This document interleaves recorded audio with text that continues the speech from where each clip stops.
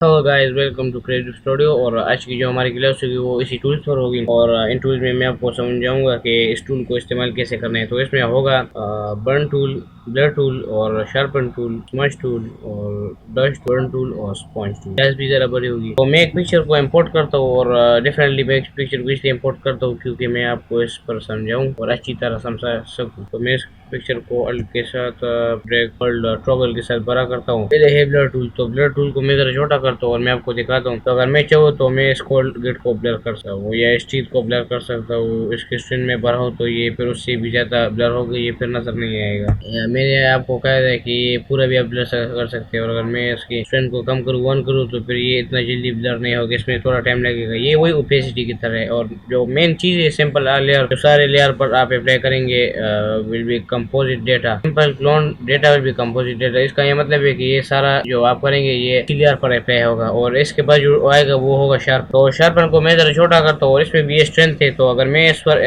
फेरू तो ये पिक्चर बहुत शार्प होगी। तो इसमें पिक्चर में सही पता है तो चलते है, लेकिन मैंने अगर स्ट्रेंथ कम किया, अगर मैं स्ट्रेंथ को ज्यादा करूँ तो आप देख सकते हैं एक पिक्चर कैसे ज्यादा हो रही है और कैसे शार्पन हो रही है। तो इसी तरह अगर मैं इसके लाइटन करूँ या कलर सेचुरेशन, तो ये उसी लिहाज से उसी जो हो क्या है मोड से, तो उस मोड से ये होगा। और इसमें इसको 0 कर देता हूँ, ये 2 पर हुआ था। और इसके बाद जो टूल होगा वो होगा स्मज टूल। तो स्मज टूल को मैं जरा साइज में छोटा करता हूँ। स्मज टूल ये है कि अगर आप पिक्चर को आप बर्बाद कर सकते हैं कैसे भी करें, या आप फिल्टर में जाए और लिक्विफाई में जाए, अगर आप इस चीज को लिक्विफाई करते हैं तो उसकी जगह स्मज कर सकते हैं, पिक्चर को ऐसे नीचे कर सकते हैं। कभी कभी फोटो मैनिपुलेशन में ये इस्तेमाल होता है।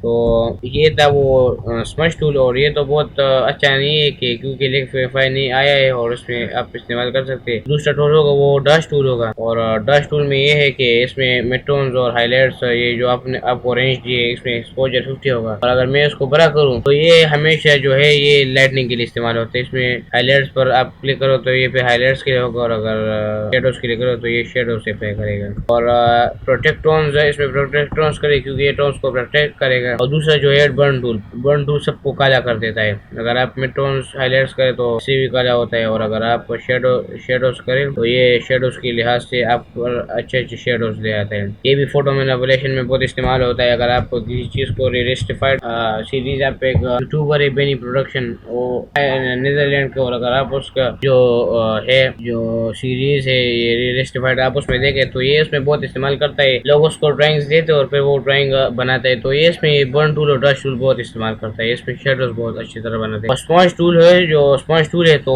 ये भी अनसेचुरेटनेस पैदा करता है। इसमें अगर मैं सेचुरेट करूँ तो ये फिर ऐसा नजर आएगा, आप देख सकते हैं, ये फिर ब्राइट नजर आएगा। और अगर डिसेचुरेट करूँ तो फिर ये डिसेचुरेट मतलब आप देख सकते हैं कि कलर ग्रेडिंग हमने उसमें नहीं की होती, तो ये कलर ग्रेडिंग की तरह। इसमें फ्लो आपको 100 कर सकते हैं, तो आप देख सकते हैं इसकी बिल्कुल जो कलर ग्रेडिंग है वो खत्म हो गई। आप देख सकते हैं इसकी बिल्कुल कलर ग्रेडिंग खत्म हो गई। ये सारा ब्लैक ब्लैक नजर आएगा और सारा जो ओल्ड फूड होते हैं उसी तरह ये नजर आएगा। तो आज की हमारी इसी टॉपिक पर क्लास थी। ये ये कितने टूल्स थे? 3 ये और 3 ये 6 टूल्स थे। ये बहुत आसान थे, मुश्किल भी नहीं थे। उम्मीद करता हूँ कि इस पर आपको समझ भी आई होगी। और इंशाल्लाह दूसरे जो हमारे टूल होंगे उसमें पेन टूल होगा, और टेक्स्ट में कोई टेक्स्ट टूल होगा, और ये पाथ सिलेक्शन और डायरेक्ट सिलेक्शन टूल होगा। तो गाइस, अगर आपको आज की ये वीडियो अच्छी लगी हो तो मुझे लाइक करना, सब्सक्राइब करना और कमेंट में बताना कि इस वीडियो में आपने क्या क्या सीखा है। और अगर कोई मसला हो तो कमेंट में बताने में ज़रूर आपको रिप्लाई करूंगा। मुझे कमेंट नहीं आती इसलिए मैं कमेंट भी देखता इतना नहीं हूँ। वीडियो को लाइक और सब्सक्राइब करें। अगर चैनल पे नहीं हो तो चैनल को अभी सब्सक्राइब करें। Thank you.